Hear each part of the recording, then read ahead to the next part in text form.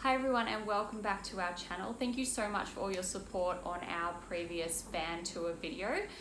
We've had a lot of requests for how much everything cost us throughout the build. Cam did do the entire build, but a few minor things himself.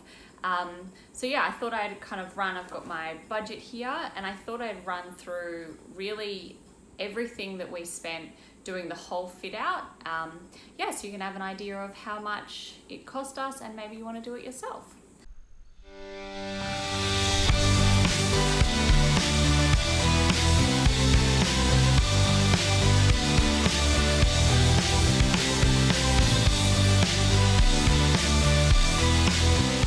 So firstly, everything that I'm going to be talking about and all the figures are in Australian dollars. So we're in Australia, in Sydney. So just make sure you're aware of that when you are taking into account, your figures and your budget for your van build.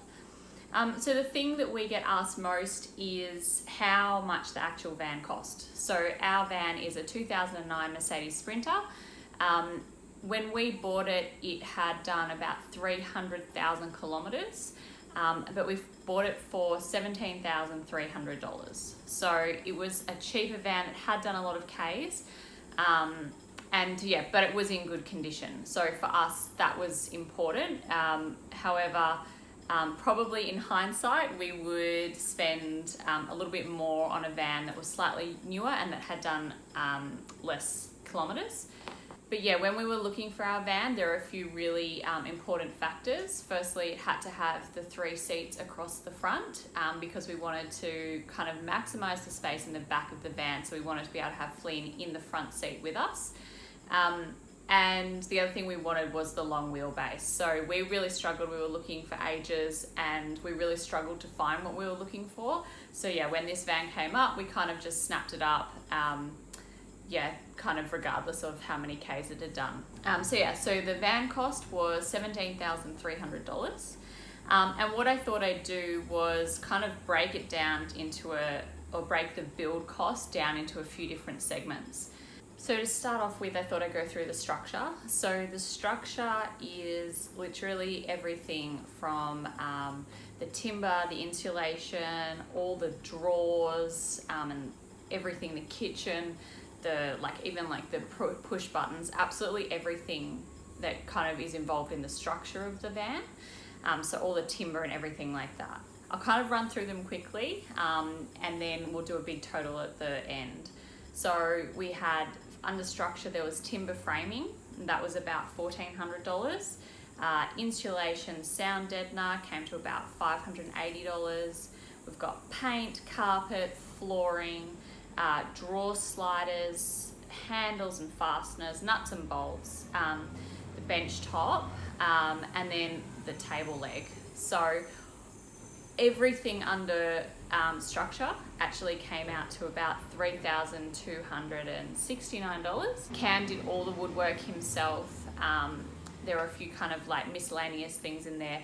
And as we did the build, Cam learnt a lot along the way. So there were definitely a few times where we made mistakes and we got a few measurements wrong. So we had to probably go buy more timber and redo it.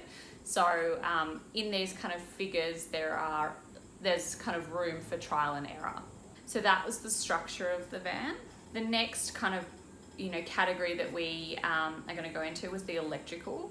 So I think this under everything is what we completely underestimated how much it would cost. In the van, we really wanted the option to have 240 volt power and 12 volt power. So we're able to plug all of our phones, our laptops, our cameras, everything in. So we want to be able to charge it, and my blenders. We want to be able to charge things on the road. We didn't want to have to always rely on, plugging into campsites or anything like that.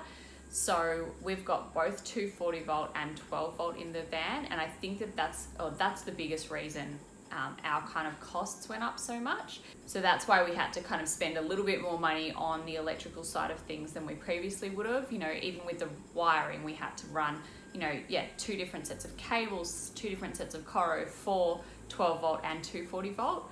So so for the electrical side of things, to start off with, we were actually really lucky. My dad was able to give us our batteries for free, so that saved us a huge amount of money. But then we had the inverter, which cost $2,000. So that was firstly a massive investment. And then we have our solar panels, our DC to DC charger, and then heaps of miscellaneous stuff. So under miscellaneous, I kind of include all the wiring, all the connectors that Cam had to buy, everything like that. And then the final cost under electrical was actually the actual electrician's fee. In Australia, it's you have to be a licensed electrician to actually hook up to 40-volt power. So we did need to pay an electrician to come and do that part of the van for us. So that was $950. So everything kind of added up quite significantly under the electrical side of things. And it came to $5,351. So again, like I said, I'd say that our electrical in the van is quite advanced. It's quite, it gives us absolutely everything we need. We're never going to run out of power. The way that we've got the system hooked up is we have 500 watts of solar on the roof, and we have the batteries getting charged by the car regulator. So we have so much power, we're never going to run out. So with a baby in the van, that was really important to us. So we were kind of happy to spend this kind of money so that we always had that reliability, and we, were able to always have access to both 240 and 12-volt power. Then moving on to the plumbing side of things. So under here, I've kind of included so much, everything from our water heater to building the shower to the actual gas installation. This is a big category, and I'll go kind of through it as much as I can. So to start off with, we do have a full height shower in the van.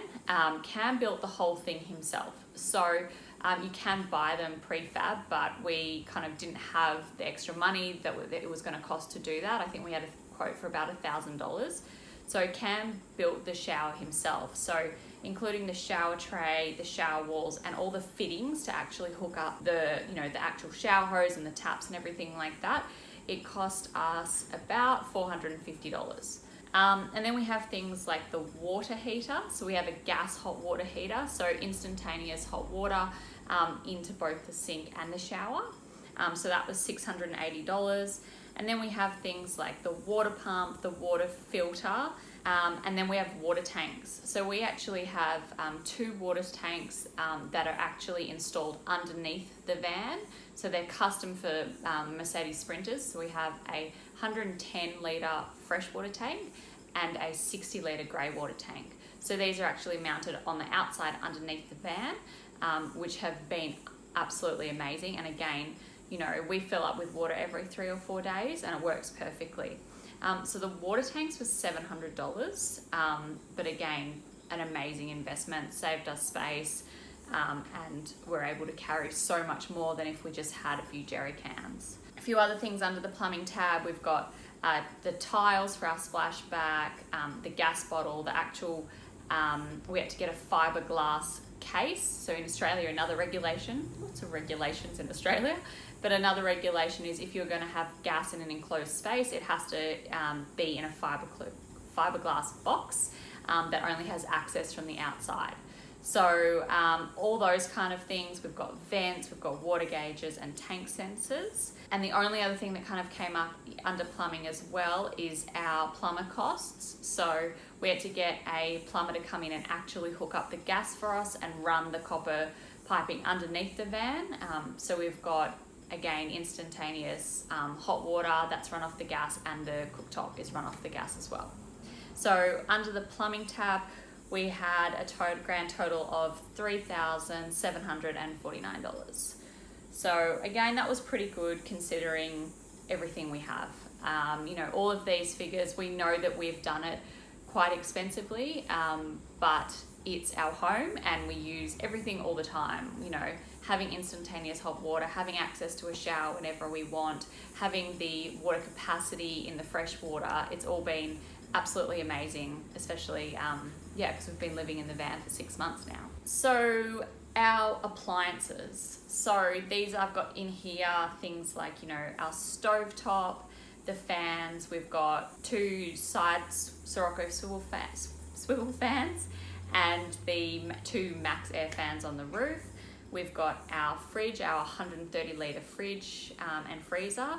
We've got our sink, tap, 2 taps, the so hot cold faucet and the filtered water, mattresses and the foam and all the material I use to cover the lounge area. Yeah, so then the other thing I've got under that category is just the lights. Everything on under the appliances tab came to $4,184. The biggest expenses on there were the fans and the fridge. So the fridge in that category, our fridge, it's 130 litre Frigo, I think that's how you say it, and it is phenomenal. It's got it's the biggest kind of capacity, and it has a remote compressor, so we've got even more room inside the fridge. Again, it's been amazing, works perfectly, so that was something we were completely happy to spend money on. And then the fan. So the fans, like I said, we have 4 fans. All up, just the fans were about $1,600. When we were doing the build and everything like that, and we were getting all these prices, we were happy to spend money on the things that were actually going to make living in the van as easy and as comfortable as possible. All right, so our last category is a bit of a miscellaneous category. After kind of going through all the receipts and logging everything, there were a few really random things that kind of didn't fit into any categories. So I've just put them at the end. Our kind of miscellaneous things, starting off with Flynn's seat. So Flynn sits in the front, in the middle seat, and to actually make that legal in New South Wales, we actually had to get a bolt engineered and put on the engineered into the structure of the van to actually hold his car seat in. So that cost $800. Again, something we were completely happy to spend. Then things like Sikaflex, cable ties, doormat, all that kind of stuff. And then miscellaneous, where we had about $600 of items that I just couldn't account for because too many receipts.